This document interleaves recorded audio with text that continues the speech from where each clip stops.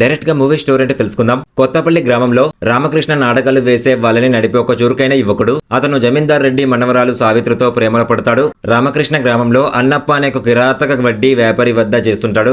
అన్నప్ప గ్రామంలోని స్త్రీలను చులకనగా చూస్తూ అధికారం కోసం రెడ్డితో పోటీ పడతాడు. మరోవైపు రామకృష్ణ సావిత్రిని తన నాటకంలో చేర్చడానికి తన స్నేహితురాలు ఆదిలక్ష్మి ఇంటి పని మనిషిగా పనిచేసే సావిత్రి సన్నిహితురాలి సహాయం కోరుతాడు. అయితే సావిత్రిని కలవడానికి రామకృష్ణ ఒక గడ్డి కుప్ప వద్ద ప్లాన్ చేసిన సమావేశం ఊహించిన గందరగోళ సంఘటనలకు దారితీస్తుంది. ఇది గ్రామంలో నిశ్చితార్థం గురించిన పుకార్లను రేకెత్తిస్తుంది. ఈ గందరగోళాన్ని సరిచేయడానికి రామకృష్ణ ఒక పురాణాన్ని సృష్టిస్తాడు. కానీ ఈ అబద్ధం వటవృక్షంలా వ్యాపించి గ్రామంలోని నమ్మకాలు, సామాజిక డైనమిక్స్ ను అస్తవ్యస్తం చేస్తుంది. ఈ అబద్ధం గ్రామంలో కుల గొడవలకు దారితీస్తుంది. రామకృష్ణ చర్యలు ఊహించని పరిణామాలకు దారితీస్తుంది. అన్నప్పరెడ్డి శత్రుత్వం, గ్రామంలో నీటి సమస్యలు కథను మరో లెవెల్ కి తీసుకెళ్తాయి. రామకృష్ణ ప్రేమ, అతడు సృష్టించిన పురాణం కథతో ఒక ఎమోషనల్ క్లైమాక్స్ కు వెళ్తుంది.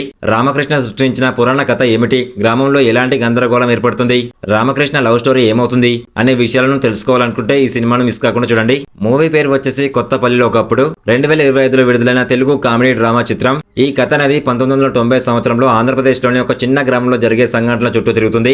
ఈ సినిమా 2025 జూలై 18న థియేటర్లో విడుదలై ఆగస్టు 22 నుండి ఆహాలో స్ట్రీమింగ్ అవుతుంది. మన ఛానల్ ని ఎవరైనా కొత్తగా చూస్తున్నట్లయితే ప్లీజ్ ఒక లైక్ చేసి సబ్స్క్రైబ్ చేసుకోండి. Thank you.